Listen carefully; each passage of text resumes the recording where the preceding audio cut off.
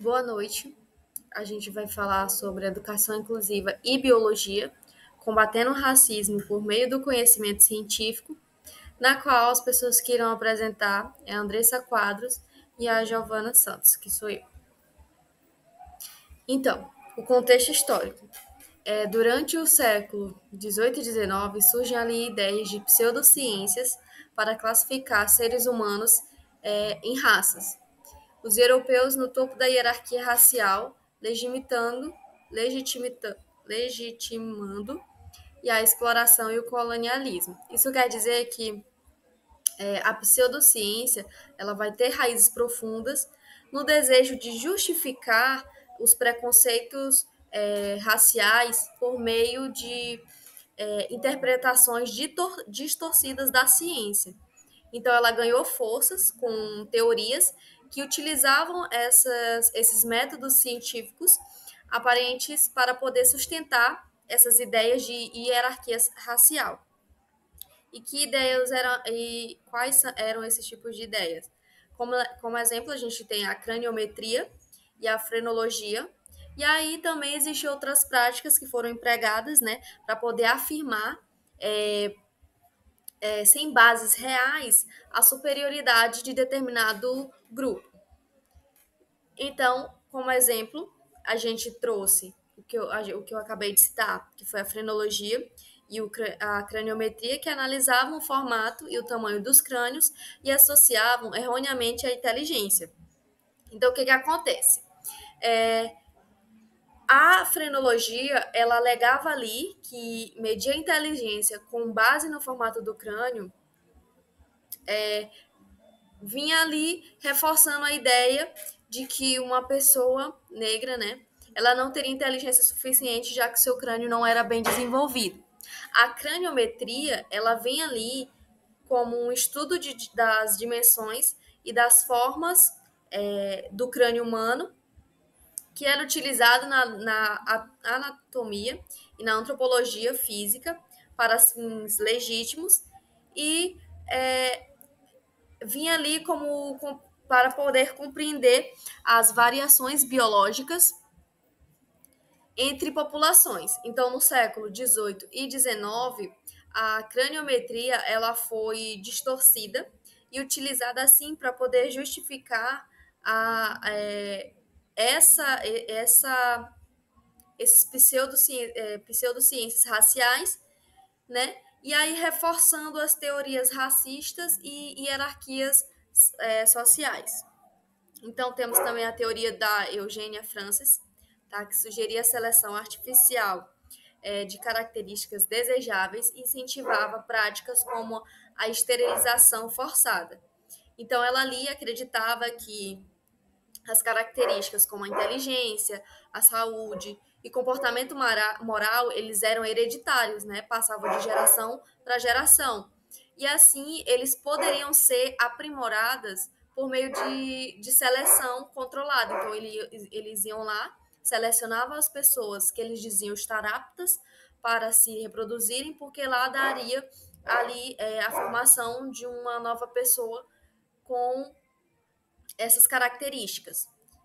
Então, a teoria ela se baseava na crença equivocada de que fatores sociais e ambientais tinham pouca influência em comparação à genética. Então, com isso, a gente vem com os avanços científicos que refutavam essa hierarquia racial. Então, a genética moderna ela vai trazer ali mostra que 99,9% do DNA humano ele é idêntico entre todos os indivíduos, né? Independente da sua etnia. Diferenças físicas como cor, pele, textura de cabelo, elas são apenas adaptações evolutivas a ambientes, tá? Mas isso não quer dizer que essas diferenças vão acarretar ali, a cor da pele não acarreta na inteligência ou capacidade de qualquer indivíduo.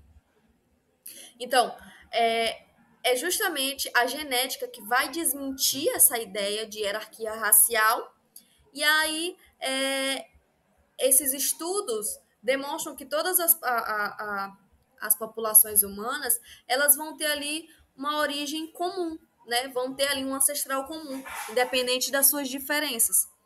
E aí, e que diferenças são essas? Diferenças fenotípicas, como a cor do cabelo. Por quê? Porque essas adaptações, elas vão se relacionar de acordo com fatores ambientais.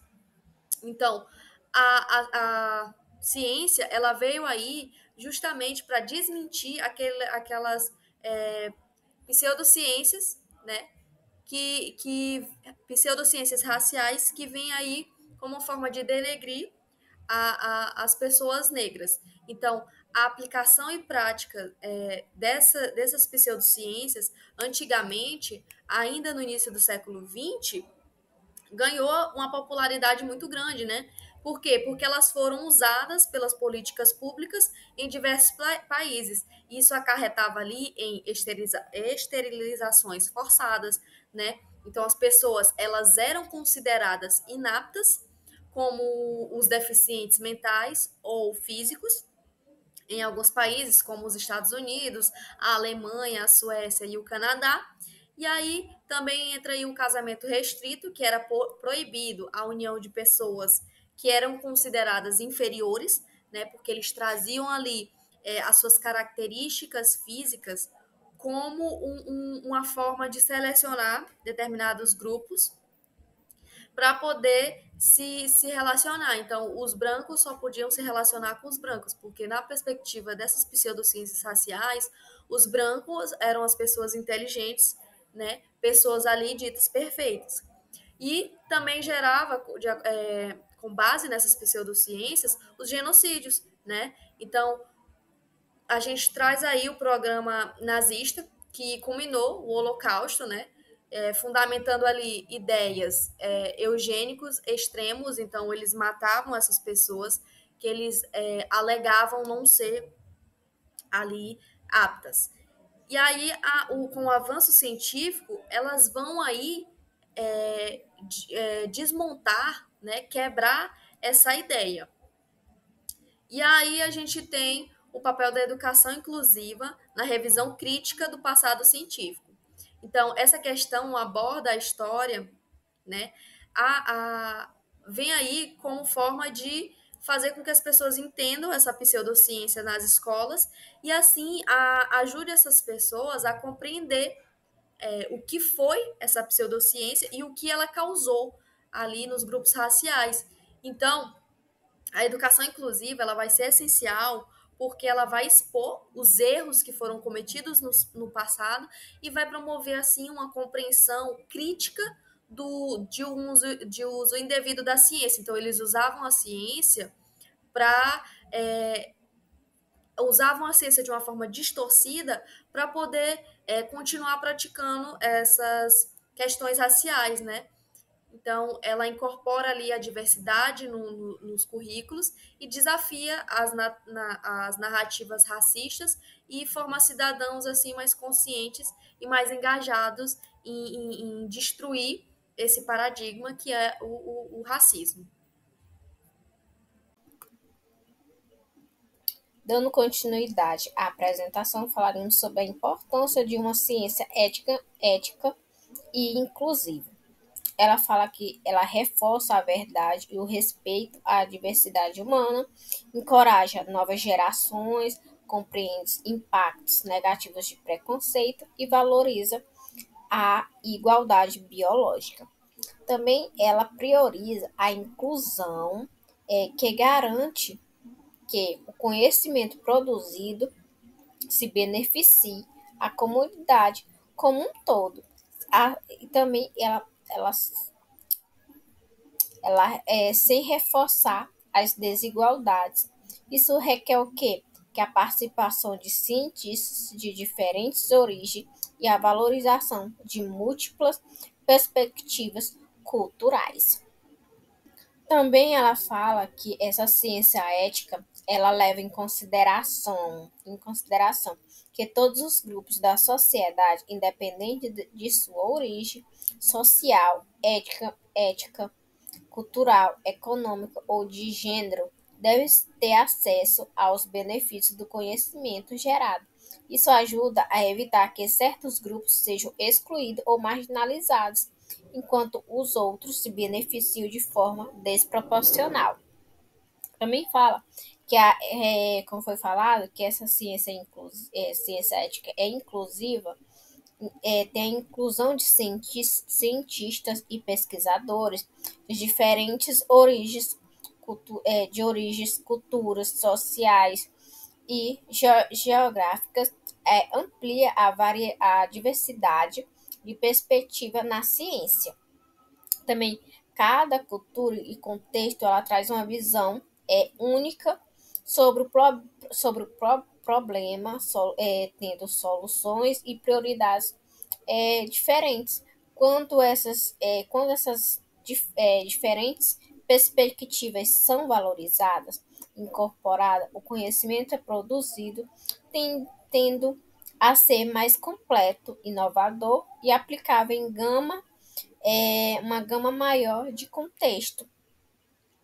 Também ela busca definir e corrigir preconceitos implícitos que podem existir nas práticas científicas. Isso também pode envolver, por exemplo, garantir que os testes científicos sejam feitos de forma representativa, considerando que essa diversidade de populações ou que os resultados não se reforcem estereótipos ou discriminações, como no caso de pesquisas que elas podem impactar negativamente determinados grupos sociais ou raciais. Também ela garante que esses benefícios da ciência eles chegam a todos, que é fundamental. Isso significa que, por exemplo, as suas descobertas científicas e inovações tecnológicas, elas não devem ser acessíveis apenas a uma elite econômica ou geográfica, mas sim devem ser elas devem ser disseminadas de forma que todos possam se beneficiar, especialmente populações mais vulneráveis ou marginalizadas. As consequências sociais e culturais do racismo científico. Para que esses impactos das teorias racistas na formação de estereótipos culturais e sociais.